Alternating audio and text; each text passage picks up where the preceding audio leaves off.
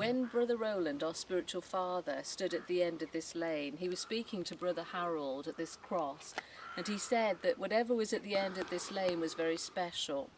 We don't actually know the history of this chapel, but we do know that it's been a place of pilgrimage and prayer for many, many years. So come and join me now and we'll go and see what's down here. In quietness and confidence is your strength. So this is old Bewick behind me. As you can see, it's very much off the beaten track.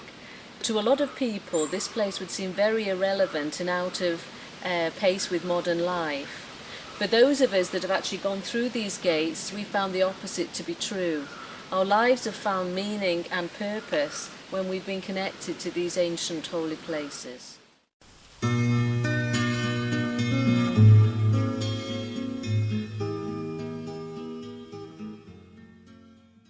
When we discovered how important old Bewick was, we asked the church if we could put a postini here, and this is it, so pilgrims had somewhere to stay when they came to pray. Postinia means little desert, and we need to re-enter that desert and discover what is important for humankind.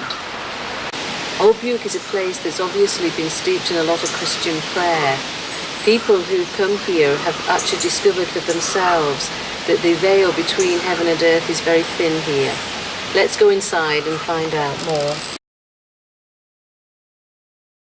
There are many special moments that have taken place here which have contributed to the foundation and to the history of the Northumbria community. I couldn't possibly begin to tell you about them all today, but what I would like to do is to tell you about three. The first was the Internal Emigre series, which took place in 1991. I remember it well because it was winter time and people used to turn up every week with hot water bottles, blankets and flasks just to keep warm, but such was their commitment.